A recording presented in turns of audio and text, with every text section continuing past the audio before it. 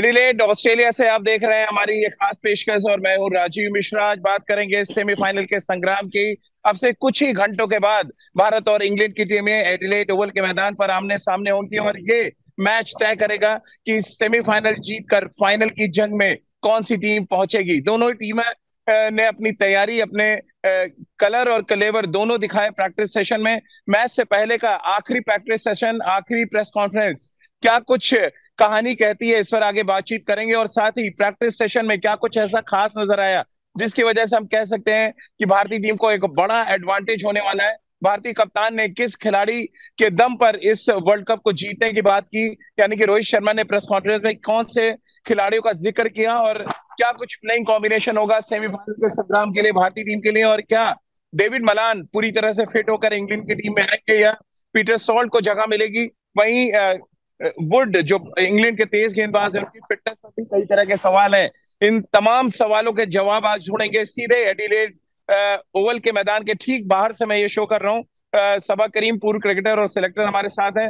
राजकुमार शर्मा जी विराट कोहली के कोच हमारे साथ हैं। इनसे हम बातचीत का सिलसिला शुरू करें उससे पहले कॉफी पीते पीते मैं जरा एडिलेड की आपको सैर करा देता हूँ, क्योंकि मैं खड़ा हूँ और धीरे धीरे आपको दिखाने की कोशिश करता हूँ। ये देखिए, यहाँ पे बोटिंग हो रही है, और साथ में ये एडिलेड सिटी सेंटर है जो मेरे ठीक लेफ्ट साइड में आप देख रहे हैं। एडिलेड कन्वेंशन सेंटर है, और साथ ही ये बिजनेस एरिया है। साथ में यहाँ पे लोग साइकिलिंग और पिकनिक के लिए आते हैं। आज हालांकि वर्किंग डे है तो कोई बहुत ज्यादा लोग यहाँ पर नहीं है, लेकिन यहाँ पर जिस तरह का माहौल है इस समय, अगर इस सेमीफाइनल मैच को लेकर बात करें, वहीं अगर मेरे आप राइट साइड पे जाएंगे तो मैं आपको दिखाने की कोशिश कर सकता हूँ कि मेरे राइट साइड में एडिलेड ओवल है, जहाँ पर big time semifinal India versus England इस समय लिखा हुआ है। और ये इस बात की तरफ गवाही दे रहा है कि एडिलेड ओवल कई मायनों में ऐतिहासिक रहा, और एक और ऐतिहासिक मैच का एडिलेड ओवल गवाह बनेगा। अब चर्चा की शुरुआत पहले कर लेते हैं, और कैमरामैन नहीं है मेरे पास, लेकिन सबा भाई कोशिश मेरी लगभग हर मैदान से, हर ग्राउंड से यही रही है कि मैं अपने फैंस तक, अपने दर्शकों तक तमाम वो खबरें, तमाम वो न्यूज, तमाम वो जो तस्वीरें दिखा पाऊं। एक और तस्वीर जो मैं दिखा पाया डिलेट ओवल के बाहर से, वो ये है कि इंडिया वर्सेस इंग्लैंड जो लिखा हुआ है इस समय बिग टाइम सेमीफाइनल। क्या आप ये मानते हैं ये बिग टाइम सेमीफाइनल है पिछले कुछ सालों में, अगर हम क्रिकेट हिस्ट्री की बात करें तो? हाँ राजीव, व्हाइट बॉल क्रिकेट में ये दो बहुत ही स्ट्रॉन्ग टीम्स हैं। चाहे वो बायलैटरल एंगेजमेंट्स हो या फिर वर्ल्ड कप का प्लेटफॉर्म हो, इन दोनों की भिड़ंत बहुत ज़बरदस्त रहती है। और कुछ उसी प्रकार के मैच की उम्मीद होगी इस सेमीफाइनल मैच में भी। इंग्लैंड के बारे में हम लोगों ने बात कर ली है। उनके उनकी टीम का बैलेंस काफ़ी अच्छा है, कई सारे ऑलराउंडर्स हैं। उसी हिसाब से अगर हम भारत को देखेंगे तो कई सारे हमारे जो प्लेयर्स हैं वो सबके सब इन फॉर्म है। हमारे टीम का कॉम्बिनेशन काफ़ी अच्छा है। तो बहुत ही शानदार ये मुकाबला होने वाला है। और एडलेड में जहाँ तक आप दिख रहा है हम लोगों को कि धूप खिली हुई है, और उम्मीद यही है कि कल एक पूरा मैच हमें देखने को मिलेगा। पूरा मैच होगा तो फिर सेमीफाइनल का मजा कुछ अलग सा हो जाता है। बिल्कुल। और राजकुमार सर, क्योंकि आप भी देख रहे हैं एडिलेड ओवल स्टेडियम के ठीक बाहर में हूँ, और यहाँ पर एक रिवर फ्रंट है, और इस रिवर फ्रंट की वजह से हवा यहाँ पर हमेशा चलती रहती है। कैसे आप देखते हैं ये रिवर फ्रंट? में एक बार फिर आपको दिखाने की कोशिश करता हूँ, और साथ ही आपको दिखा भी पाऊंगा कि किस तरह से यहाँ पे देखिए बोटिंग का नजारा है। यहाँ पर बड़ा ही खूबसूरत नजारा होता है एडिलेड ओवल के बाहर। ऊंची ऊंची इमारतें हैं यहाँ पर, और हमेशा रिवर फ्रंट होने की वजह से यहाँ पर बहुत तेज हवा भी चलती रहती है। क्योंकि राजकुमार सर, ये मुकाबला एडिलेड ओवल के मैदान पर होना है, क्या दोनों कप्तानों में से, पहले तो सवाल ये है कि मेरे हाथ में कॉफी है, मैं बहुत आराम से प्रैक्टिस सेशन देख के कॉफी पी पा रहा हूँ। अब दोनों टीमें होटल पहुंच चुकी होंगी, कौन सा कप्तान ज्यादा सुकून के साथ कॉफी पी रहा होगा? क्योंकि निगल्स दोनों टीमों के तरफ है, उसमें आगे बातचीत करेंगे, लेकिन एक गेस्ट साहब की तरफ से सबसे पहले। नहीं, देखिए भारतीय कप्तान बहुत कॉन्फिडेंट होंगे। बस मुझे चिंता सिर्फ रोहित शर्मा की इंजरी से है। आप उसकी रिपोर्ट दे दीजिए कि जो कल नहीं नहीं, उनके बिल्कुल फिट चोट है। लगी उन्होंने थी। आगे प्रेस कॉन्फ्रेंस में हाथ भी दिखा दिया अपना, कह रहे हैं फिट है, और बस मैच में बस हिट बस होने के फिर लिए एकदम तैयार है। बस बस फिर भारत को कोई चिंता नहीं है। फिर भारत के साथ कोई इंजरी की प्रॉब्लम नहीं है। इंग्लैंड के साथ ही है सारी चिंताएं। डेविड मलान फिट नहीं है, और जैसा आपने बताया मार्क वुड को भी थोड़ा सा निगल्स हैं, तो चिंता उनके साथ है। और जहां तक ये राजीव रिवर फ्रंट है, तो यहाँ पर ब्रीज चलती रहेगी, और ये कहीं ना कहीं थोड़ा सा सीमर्स को हेल्प करती है, जी। क्योंकि बॉल थोड़ा सा स्विंग होता है इनिशियली। और जैसे हम मुंबई में देखते हैं हम कि सुबह और शाम को, क्योंकि सी साथ में है तो बॉल स्विंग करता है, तो यहाँ पे भी थोड़ा सा एडवांटेज मिलता है। लेकिन विकेट बहुत अच्छा है यहाँ पर, बहुत अच्छा है बल्लेबाजी के लिए, और बल्लेबाजों को बहुत मजा आता है। और यहाँ पे एवरेज स्कोर भी 175-80 से कम नहीं होता। तो बिल्कुल अच्छा बिल्कुल। मैच होगा। और बिल्कुल मेरा भी यही मानना है कि अगर पूरा मैच होगा तो बहुत मजा आने वाला है, क्योंकि दोनों ही टीमें बहुत बैलेंस हैं, बहुत अच्छी हैं। और यहाँ पे जो अपने नर्व्स को कंट्रोल रखेगा, क्योंकि ये भी हाई प्रेशर मैच होगा। जी इंग्लैंड भी फेवरेट की तरह इस टूर्नामेंट में आई थी, और भारत को जो मोमेंटम मिला है, तो भारत भी अब एक निश्चित तौर पर एक फेवरेट की तरह इस मैच में उतर रहे हैं, और बिल्कुल जी जान झोंक देंगे भारतीय खिलाड़ी इस मैच को जीतने के लिए। क्योंकि सभी जानते हैं कि लंबे समय से भारत आईसीसी ट्रॉफी नहीं जीता है, और अब ये जी। बिल्कुल मौका है भारत के लिए जीतने का, क्योंकि हम लोग अच्छी क्रिकेट खेल रहे हैं, टीम बहुत बैलेंस लग रही है, और एक अच्छा मोमेंटम है टीम के पास। चलिए वापस थोड़ी बात पहले इंग्लैंड की कर लें। सबा भाई, दो बड़ी इंपॉर्टेंट चीजें हैं। एक तो माइक हाथरन और नासिर हुसैन ने कल बड़ा अच्छा कन्वर्सेशन किया ग्राउंड पे बैठ के, मैं सुन रहा था वो।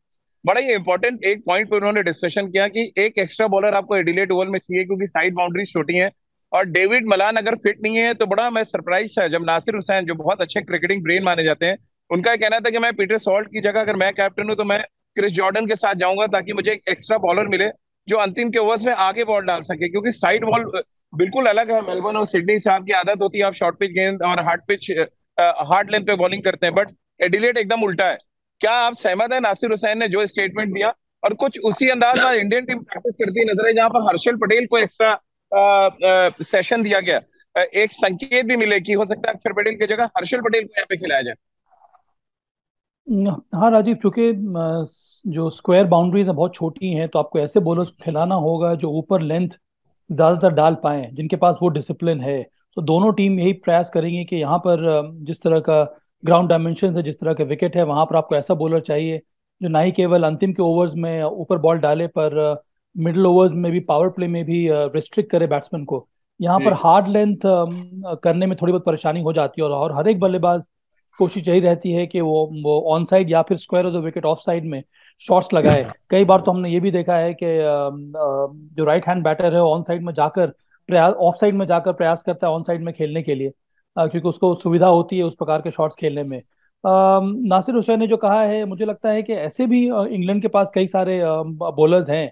उनके पास कई सारे विकल्प हैं। लियाम लिविंगस्टन बॉलिंग करते हैं, उनके पास तो मुझे लगता है कि 7 या 8 बॉलर्स हैं। तो वहां पर एक और जी एक्स्ट्रा बैटर की जरूरत ज्यादा होगी इंग्लैंड को, ना तो एक एक बॉलर की। और अगर आपको क्रिस जॉर्डन को खिलाना है तो आपको आपको एक ना एक बॉलर को वहां पर ड्रॉप करना होगा। अगर मार्क वुड फिट नहीं है तो फिर उनकी जगह पर क्रिस जॉर्डन आ सकते हैं गेंदबाजी करने के लिए। पर क्रिस जॉर्डन का हमेशा हमने देखा है कि जब दबाव उनके ऊपर आता है, जिस जी। तरह का दबाव आने वाला है सेमीफाइनल मैच, वहां पर उनकी गेंदबाजी या फिर प्रदर्शन उतना अच्छा होता नहीं है।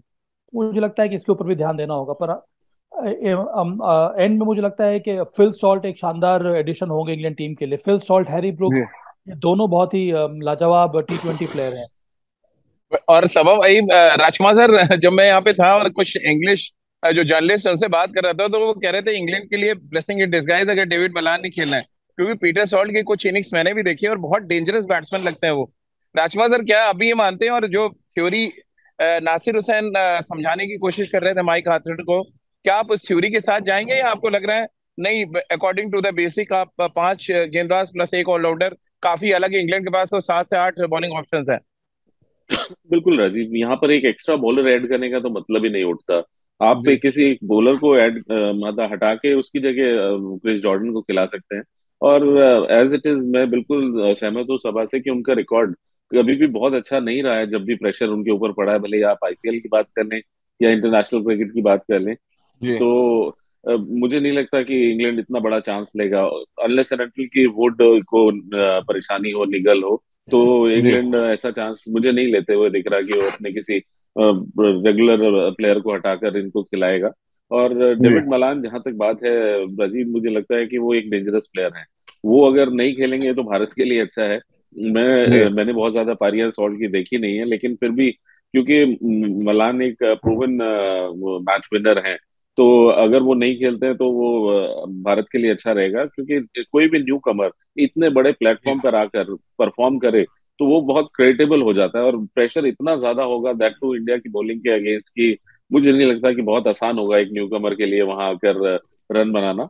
तो मुझे लगता है कि भारत बहुत बेहतर स्थिति में है। और क्योंकि जी इंग्लैंड अभी पेशोपेश में है कि उन्हें क्या करना चाहिए, भारत के लिए आपने ठीक कहा कि हो सकता है वो एक चेंज दिखे, क्योंकि अक्षर की जगह आप हर्षल को खेलते देखें, जी। क्योंकि हर्षल भी अच्छी बैटिंग करते हैं, ठीक ठाक बैटिंग करते हैं, अच्छे बड़े हिट मार सकते हैं।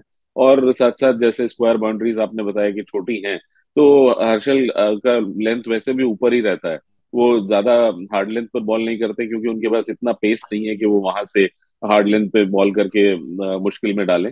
तो उनकी हम्म। कोशिश आगे ही बॉल रखने की होती है, और काफी कुछ रिलाय करते हैं वो अपने स्लोअर वंस पर और यॉर्कर्स पर। तो हो सकता है कि वो एक चॉइस हो कल के मैच में।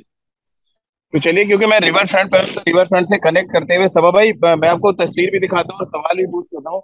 रिवर फ्रंट पे बहुत ढेर सारी यहाँ पे लोग बोटिंग कर रहे हैं। मैं आपसे अगर पूछूं कि 11 खिलाड़ी की नाव को पार ले जाने में कामयाब रहेंगे, तो जरा आप बताएं 11 खिलाड़ी या आप इंडिया के सेल कर बारे रही में है। बात कर रहे हैं कि इंग्लैंड के बारे में बात कर रहे हैं आप? नहीं, मैं आई इंडियन टीम होप के कि बारे आप में बात कर रहा हूँ। देखिए यहाँ पे तो खैर 4 या 5, बट 11 चाहिए आपको, अच्छे 11 चाहिए जो अच्छी तरह से नाव चलाएं और स्मूथली पार कर दें।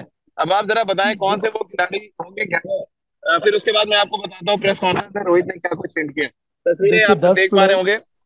हाँ, ये और मैं देख सामने रहा स्काई हूँ। और सिटी और इंटरकॉन्टिनेंटल एडिलेड कन्वेंशन सेंटर सब में आपको दिखा रहा हूँ, बट एक्चुअली ये तस्वीर है, बोटिंग की तस्वीर आप देख रहे हैं। और यहाँ से हमें जो सभा भाई से जानना है कि वो 11 कौन से चुनते हैं। जी सभा भाई। देखिए 10 तो मेरे ऐसे भी पक्का हैं। ऋषभ पंत को मैं खिलाना चाहता हूँ दिनेश कार्तिक की जगह पर। नंबर 5 या नंबर 6 पर वो आ सकते हैं बैट बल्लेबाजी करने के लिए। और एक जो जी परिवर्तन मैं एक्सपेक्ट कर रहा हूँ वो है अक्षर पटेल की जगह पर हर्षल पटेल। क्योंकि जिस तरह के प्लेयर्स मुझे नजर आ रहे हैं इंग्लैंड की टीम में, वो सब के सब पावर जी हिटर्स हैं। वो सब के सब बड़े हिट्स लगा सकते हैं। और स्पिनर्स के विरुद्ध अगर विकेट काफी अच्छा है वहां पर, थोड़ी मदद नहीं मिल रही है स्पिनर्स को, तो फिर उनके लिए बहुत ही आसान हो जाता है बड़े शॉट्स लगाना। ऐसे भी स्क्वायर बाउंड्रीज हैं। जी। तो चाहे वो सैम करन हो, मोइन अली हो, लियाम लिविंगस्टन हो या हैरी ब्रुक्स हो या बेन स्टोक्स हो, ये सब के सब बहुत ही घातक बल्लेबाज हैं स्पिनर्स के विरुद्ध, ऐसे विकेटों पे जहां पर स्पिनर्स को मदद नहीं मिल रही है। तो एक अगर परिवर्तन भारत को करना चाहिए मेरे हिसाब से, वो है कि वो हर्षल पटेल को खिला सकते हैं अक्षर पटेल की जगह पर। तो चलिए, सभा भाई ने ऑलमोस्ट अपनी 11 बता दिया। मैं आपको बता देता हूँ कि प्रेस कॉन्फ्रेंस में क्या कुछ हिंट किया रोहित शर्मा ने। राजकुमार सर, एक बड़ा हिंट उन्होंने ऋषभ के लिए तो कर दिया है, ये सभा भाई ने भी बता दिया।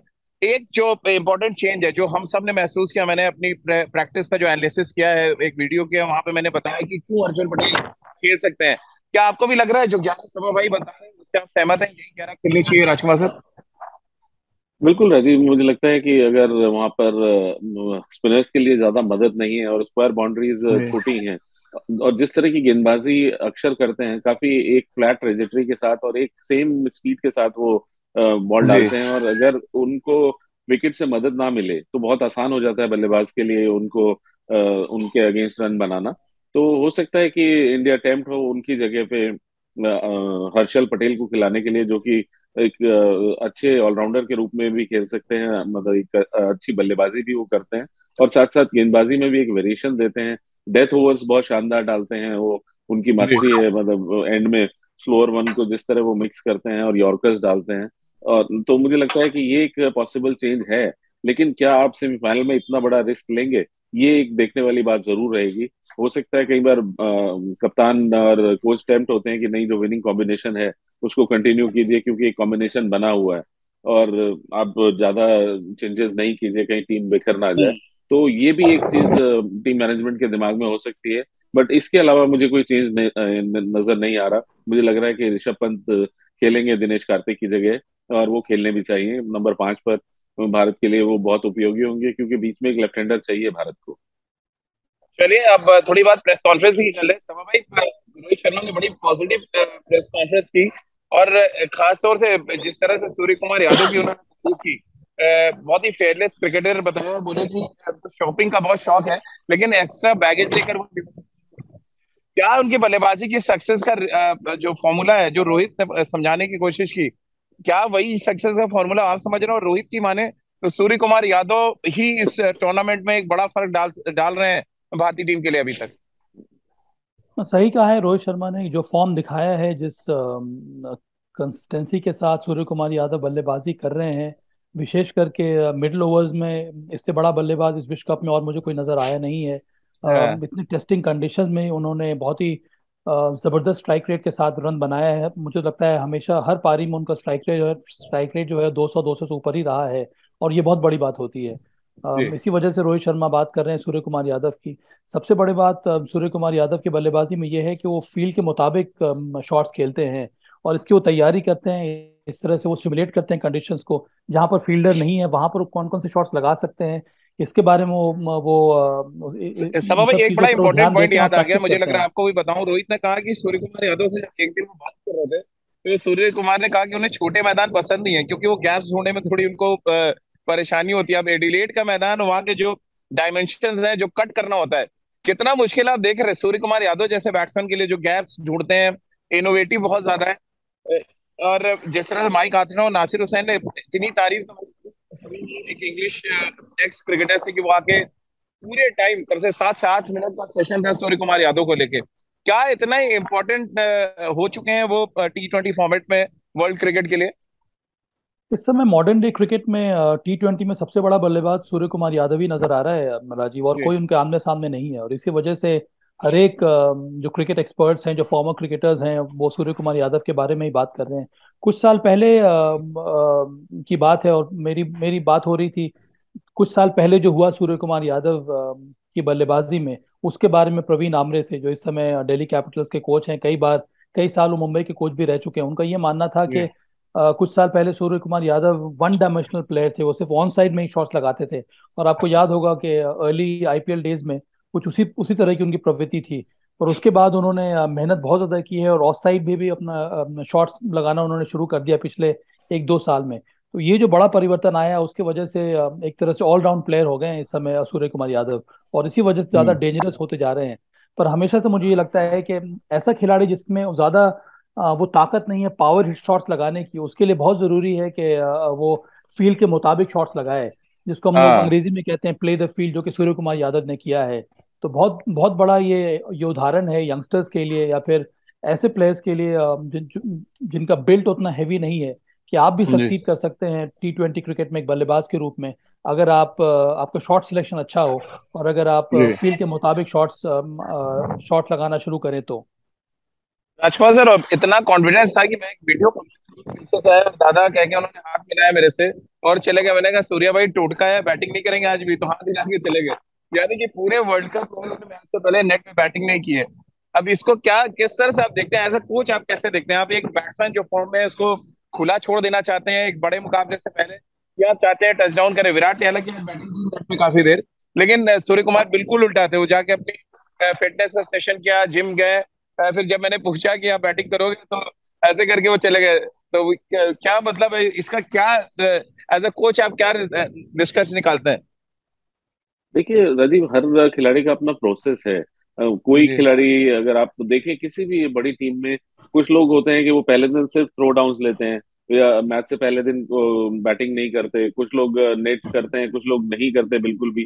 तो सूर्या का भी ये टशन होगा कि वो मैच से पहले वाले दिन नहीं खेल रहे हैं और शानदार फॉर्म में हैं, तो चाह रहे होंगे कि जो मैंने अभी शुरू से किया है इस वर्ल्ड कप में, मैं उसको कंटिन्यू रखूं और अपनी फॉर्म को कंटिन्यू रखूं। तो ये एक बात होती है, क्रिकेटर्स बहुत ज्यादा मतलब उनको टोटके में बहुत यकीन होता है कि जो हमारे लिए सूट करता है, ये पर्टिकुलर ड्रेस हमें सूट करती है, या पर्टिकुलर बैट हमें सूट करता है, या हेलमेट हमें यही, मैं यही पहन के खेलता हूँ तो मुझे अच्छा, मेरे अच्छे रन बनते हैं। तो इस तरह की बहुत सी चीजें होती हैं, और अक्सर मैंने प्लेयर्स को देखा है, सारे इंटरनेशनल प्लेयर्स को स्पेशली, कि वो अपना एक रूटीन बनाते हैं, अपना एक प्रोसेस बनाते हैं कि नहीं, मैं मैच से पहले वाले दिन या तो मैं थ्रो डाउन लूंगा, या मैं बैटिंग नहीं करूंगा, या मैं थोड़ी सी नॉकिंग कर लूंगा, क्योंकि they just want to have a feel of it. जब उनको लगता है कि हाँ मैं मिडिल कर रहा हूँ, तो उसके बाद वो नेट्स में ज्यादा चांस नहीं लेते कि कोई इंजरी ना हो, हम्म। या टशन भी होता है। तो अच्छी बात है कि अपना जो प्रोसेस है उनको उसको फॉलो कर रहे हैं, और आशा करता हूँ कि जो उनके टशन है वो कल भी सक्सेसफुल हों और वो उसी तरह की पारी खेलें जिसकी हमें उनसे उम्मीद है। वाह भाई, चलते चलते आखिरी दो दो सवाल आपसे लूंगा। एक बड़ा इंटरेस्टिंग पॉइंट जो मैंने नोट किया, अचानक मेरे जहन में भी आ गया। दीपक हुड्डा, विराट कोहली और ऋषभ पंत के साथ बैटिंग, जो पहला बैच था उसमें बैटिंग करते नजर आए। क्या कोई संकेत आप समझ पा रहे हैं? अक्षर पटेल तो नहीं खेलेंगे, मैंने आज अपनी बॉडी लैंग्वेज उनकी जो देखा उससे मैं समझ गया हूँ कि अक्षर पटेल को कह दिया गया है कि आप सेमीफाइनल नहीं खेल रहे हैं। अब क्या संकेत आप मान रहे हैं? एक तरफ हर्षल पटेल को एक्स्ट्रा सेशन, वहीं दीपक हुड्डा को पहले सेशन में बैटिंग कराना विराट और ऋषभ पंत के साथ। ये कोई संकेत नहीं है राजीव। देखिए, हर एक टीम ये चाहती है कि उनके जो नहीं, सब्स्टिट्यूट क्योंकि खिलाड़ी हैं बोर्ड्स वो होते भी। हैं जो सभा भाई, आप भी सिलेक्शन में कमेटी में रहे हैं, और जब भी आप दौरे पे जाते हैं, एक प्रैक्टिस का बोर्ड होता है जहां पे लिखा होता है इस सेशन में ये बैटिंग करेंगे, और जो 11 में या प्रोबेबल आपके 11 में नहीं होते उनको आप नीचे नाम होता है। कैसे आप देखते हैं? उनका नाम ऊपर लिखा हुआ था सबसे, दीपक हुड्डा का सेशन में। यही मैं कह रहा था राजीव, कई बार ये होता है कि जो टीम मैनेजमेंट होती है वो पहले से डिसाइड कर लेती है कि 11 क्या है। उसके बाद भी कई ऐसे प्लेयर्स होते हैं जिनको प्रयास ये होता है कि इनको फिट रखा जाए। अगर अचानक कोई खिलाड़ी इंजर्ड हो जाए, कोई हम्म। जरूरत पड़े, तो वो खेल सकते हैं। अब जैसा कि आपने कहा कि सूर्य कुमार यादव ने बल्लेबाजी नहीं की है, फिर आपके पास बल्लेबाज बचा कौन है स्क्वाड में? दीपक हुडा बचे हैं, तो उनको भी आपको हाँ। बैटिंग कराना हो जाता है। उस तरह से आप सेशंस को प्लान करते हैं। तो ये कोई संकेत नहीं होता है कि ये खिलाड़ी जी। खेलेगा। प्रयास यही होता है टीम मैनेजमेंट का कि जो भी सब्स्टिट्यूट खिलाड़ी है वो भी फिट रहे, अच्छे हाँ। टच में रहे, ताकि जब जरूरत पड़े वो आसानी से 11 में आ सकते हैं, चाहे वो दीपक हुडा हो या युजवेंद्र चहल हो या फिर हर्षल पटेल क्यों ना हो। हर्षल हम्म। पटेल के बारे में हम लोग बार बार बात इस वजह से कर रहे हैं, जो कंडीशन रहा है एडलेड ओवल का, और जिस तरह का फॉर्म दिखाया अभी तक अक्षर पटेल ने। हमेशा से दूसरी टीमों ने अक्षर पटेल या स्पिनर को ही टारगेट किया है कि उनके विरुद्ध रन हाँ। बनाना ज्यादा ज्यादा आसान लग रहा है। अदरवाइज भारत की जो बॉलिंग अटैक है, जो पेस बॉलिंग अटैक है, वो बहुत ज्यादा मजबूत है। अर्शदीप सिंह, भुवनेश्वर कुमार, मोहम्मद शमी, इन तीनों पेस बॉलर के सामने रन बनाना उतना आसान रहा नहीं है। हाँ। तो दो जो आपके पास स्पिनर्स हैं, उन्हीं को टारगेट किया गया। हार्दिक पांड्या ने भी अच्छी अच्छी बॉलिंग की है। इसी वजह से हम लोग बात कर रहे हैं कि वो जो एक कमजोर कड़ी है उसको अगर दूर किया जाए तो फिर हम्म। काफी अच्छा रहेगा भारत के लिए। राजकुमार यहाँ सर, पर जो राजीव मैं थ्योरी थोड़ा सबब। जी मैं जी जी, यहाँ आप पे अपनी बात पूरी इसी बात का मैं कहना चाहूंगा कि अक्सर ऐसा देखा जाता है कि जो आपने कहा राजीव की अगर उनका नाम पहले है, तो अक्सर कप्तान या टीम मैनेजमेंट उन्हीं प्लेयरों को पहले बैटिंग कराती है, क्योंकि तब उनके बॉलर्स फ्रेश भी होते हैं और वो चाहते हैं कि हाँ। देखें हम कि कैसा है। एक और बड़ा मजेदार इंसिडेंट और था राजकुमार सर। ऋषभ पंत जब बैटिंग कर रहे थे, हर्षल ने पूछा नया बॉल खेलेगा, तो उन्होंने कहा 5-6 बॉल डाल लो आप पुरानी से, फिर नया बॉल खेलूंगा। तो ये भी एक मजेदार इंसिडेंट था नेट नेट सेशन में जो बिल्कुल हम सब ने देखा। बिल्कुल बिल्कुल, हम लोग भी जैसे खेलते थे तो कप्तान हमारे रणजी ट्रॉफी में मदन लाल जी होते थे। तो अगर मैच से पहले दिन अगर हमें बैटिंग मिल गई, एज ए बॉलर हम होते थे, अगर हमें बैटिंग मिल गई तो इसका ये संकेत होता था कि कल हम खेल रहे हैं। तो हो सकता है ये एक बहुत बड़ा संकेत हो ये हुडा के लिए। लेकिन जी जैसा अभी मैं और सबा बात कर रहे हैं, Harshal Patel would be a better choice अक्षर के स्थान पर, जी क्योंकि मुझे नहीं लगता कि रोहित को बहुत कॉन्फिडेंस है हुडा की गेंदबाजी पर। कभी भी वो उनको गेंदबाजी नहीं कराते हैं। जी और भारत के पास मतलब सफिशिएंट नंबर ऑफ बैट्समैन हैं, तो जी। बैटिंग ऐड करने की मुझे नहीं लगता कि जरूरत है यहाँ पर। अगर आपको अक्षर को बिठाना है या रिप्लेसमेंट चाहिए, तो हर्षल पटेल बेटर रिप्लेसमेंट होंगे।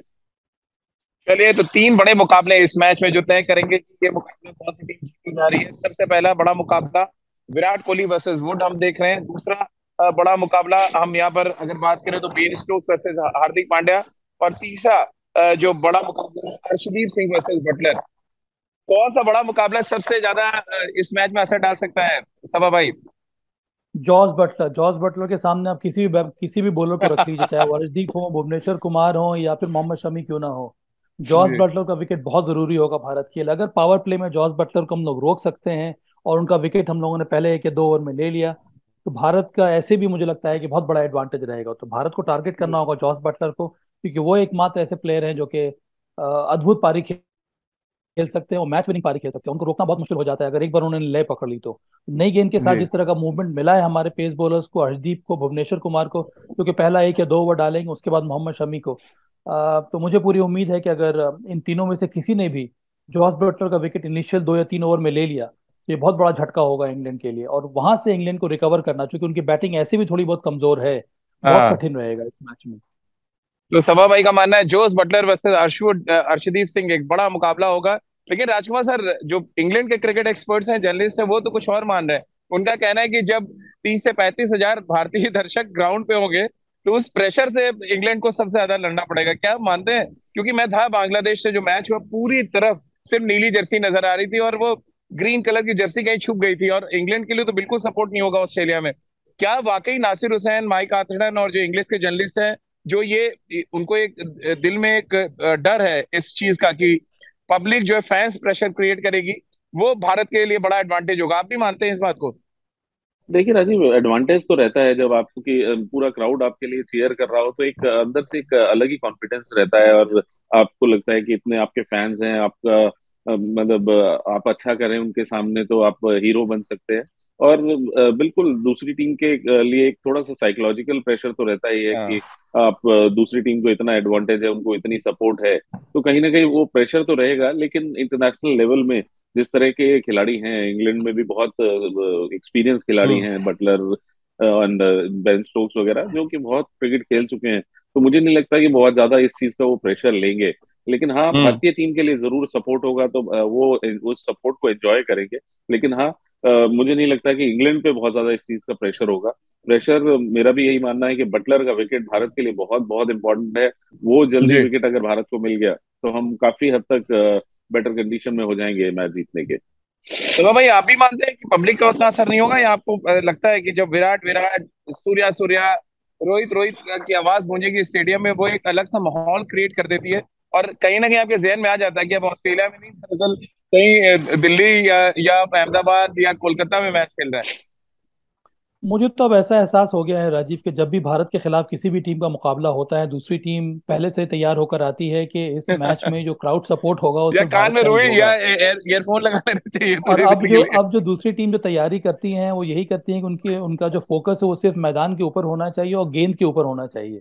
अगर आप जी। क्राउड की तरफ देखेंगे तो फिर आपकी हालत थोड़ी बहुत खराब हो जाएगी। तो ये बहुत बड़ा चैलेंज होता है, नहीं केवल इंग्लैंड प्लेयर्स के लिए रहेगा आने वाले मैच में, पर हर एक टीम के लिए होता है। बायोलेटरल एंगेजमेंट में हम लोगों ने क्या देखा है, जब जब कोई भी टीम भारत आती है खेलने के लिए, उनकी क्या हालत होती है। और मैं तो उम्मीद करता जी। हूँ कि जो अंतर्राष्ट्रीय स्तर पर आप खेल रहे हैं, तो ये जो आउटसाइड की जो नॉइजेस होती हैं, जो क्राउड, जो फैंस का जो सपोर्ट होता है, इन सब चीज़ों को आपको दरकिनार करके मैदान में उतरना और परफॉर्म करना है। तो चैलेंज जरूर होगा, पर मुझे लगता है कि इसकी अभ्यास अभ्यास जो है वो इंग्लिश इंग्लिश प्लेयर जरूर करके आएंगे। चलिए, बहुत बहुत शुक्रिया सभा भाई आपका, और राजकुमार सर आपका, इस मैच पर पूरा एनालिसिस करने के लिए, क्योंकि बहुत बड़ा मैच है ये, वर्ल्ड कप का शायद सबसे बड़ा मैच होने वाला है। यानी एक तरफ इंग्लैंड, जिसके पास 10 के 10 बल्लेबाज हैं जो मैच में बड़ा फर्क डाल सकते हैं। भारतीय टीम सितारों से सजी टीम है, जिसका एक खिलाड़ी मैच में बड़ा फर्क डाल सकता है, और एक खिलाड़ी शायद पूरे मैच का नक्शा बदल सकता है, और इसी वजह से इस मैच को बहुत बड़ा करके देखा जा रहा है। मेरे ठीक सामने, मैं एक बार फिर बता दूं, बिग टाइम सेमीफाइनल लिखा हुआ है एडिलेड ओवल के ठीक बाहर, जहाँ पे इंडिया वर्सेस इंग्लैंड है। और एक बात तो तय मानिए, जितने आराम से मैं आज शो कर पा रहा हूँ, अब से 24 घंटे के बाद जब मैं एडिलेड ओवल के बाहर खड़ा होऊंगा, तो शायद इतने आराम से शो नहीं कर पाऊंगा।